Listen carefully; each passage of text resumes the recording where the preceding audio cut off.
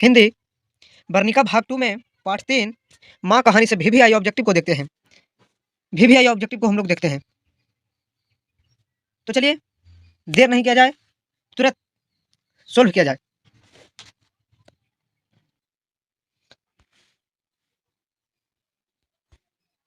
तो चलिए पार्ट 3 है माँ, चैप्टर का नाम है माँ, यह एक कहानी है। इसे वीवीआई ऑब्जेक्टिव को सोल्व करते हैं। क्वेश्चन नंबर 1 है। क्वेश्चन नंबर 1 को देखिए।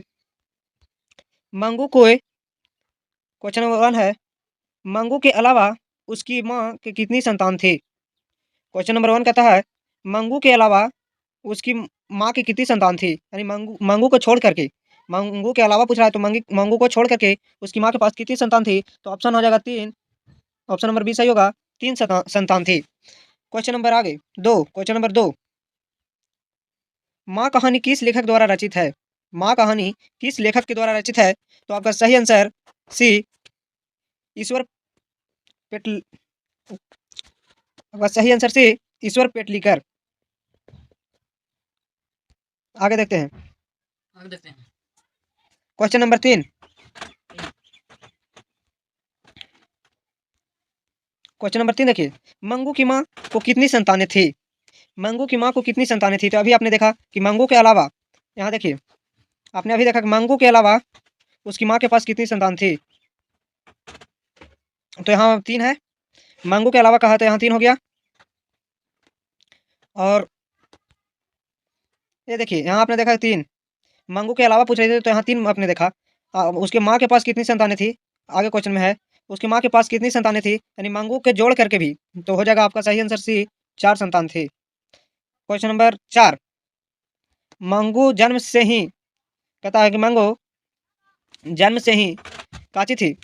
ऑप्शन देखिए, मंगू जन्म से मंगू जन्म से ही क्या थी? अंधी थी, बहरी थी, पागल और गूंगी थी, अपाहिज थी। तो आपका सही आंसर हो जाएगा सी, अपाहिज। मंगू बचपन से ही अपाहिज थी। तो आपका सही आंसर सी, अपाहिज नहीं, आपका सही आंसर सी, पागल और गूंगी थी। मंगू जन्म से ही पागल और गूंगी थी। सही आंसर बी होगा। अब आगे क्वेश्चन नंबर 5 को देखते हैं। मंगू किस कहानी की पात्र है? कहता है कि मंगू किस कहानी की पात्र है? तो आपका सही आंसर डी, माँ कहानी की।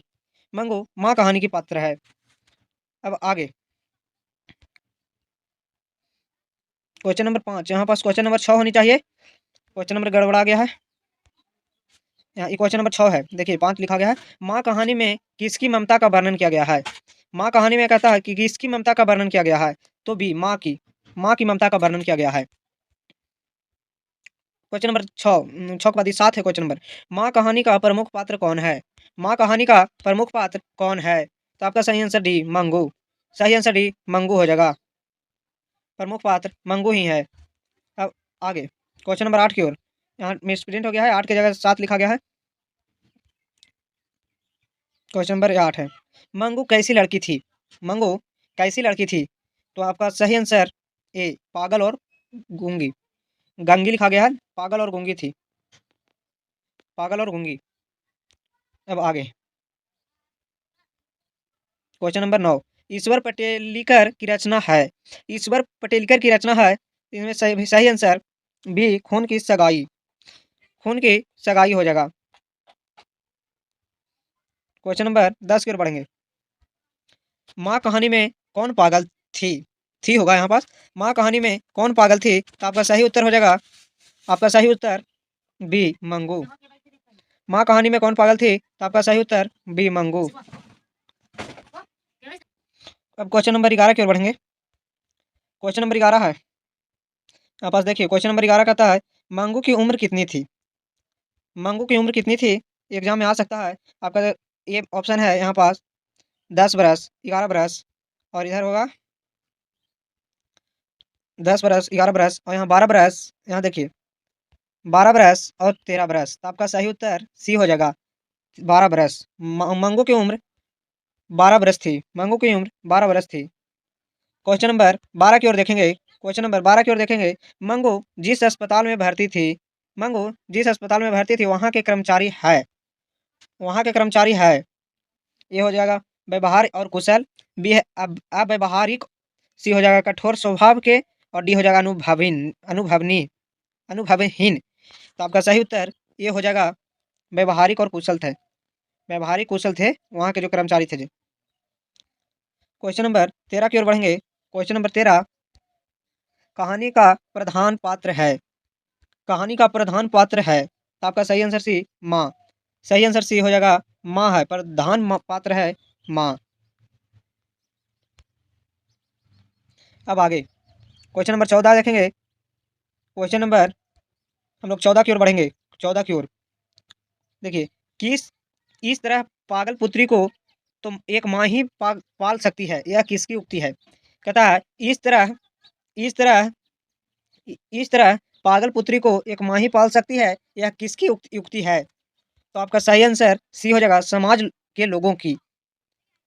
गांव समाज में लोग कहते हैं ना कि इस तरह तो पागल पुत्री को माँ ही पाल सकती है, तो कौन कहता था? तो समाज के लोग कहते थे। क्वेश्चन नंबर 15 देखेंगे। क्वेश्चन नंबर 15 को देखेंगे। मंगू को पागल का रोग कब से था। मंगू को पागल का रोग कब से था। तो आपका सही उत्तर बी हो जाएगा। मंगू जन्म से ही पागल थी।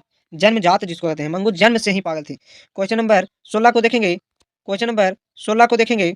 मंगू के अलावा देखिए, कहता कि मंगू के अलावा उसकी माँ की कितनी संतानें थी। ये क्वेश्चन को दोहराया गया है, उधर भी पूछा हुआ था और यहाँ भी पूछा हुआ है। तो इसका सही उत्तर ये होगा 3। मंगू के अलावा 3 संतान थी और मतलब कि पूरा उन मंगू के मिला करके वहाँ 4 संतान थे। मंगू के अलावा उसकी माँ के पास 3 संतान थे। अब आगे 16, क्वेश्चन नंबर 16 तक हमारा हो गया। 16 तक हो गया। अब देखेंगे क्वेश्चन नंबर 17। क्वेश्चन नंबर 17 है, मंगू मंगू को लोग किसी अस्पताल में भर्ती करना चाहते थे। किस अस्पताल में भर्ती करना चाहते थे। तो आपका सही उत्तर ए पागलों के अस्पताल में, क्योंकि मंगू पागल थी तो उसे पागल के अस्पताल में ही भर्ती करना चाहते थे। ये हो जाएगा पागलों की। क्वेश्चन नंबर 18 को देखिए। क्वेश्चन नंबर 18 है, खून की सगाई किसकी प्रसिद्धि कहानी है। खून की सगाई वहां पास मिला था आपको। खून की सगाई किसकी प्रसिद्धि कहानी है। तो आपका सही उत्तर बी ईश्वर पटेलकर जी के। ईश्वर पटेलकर जी के।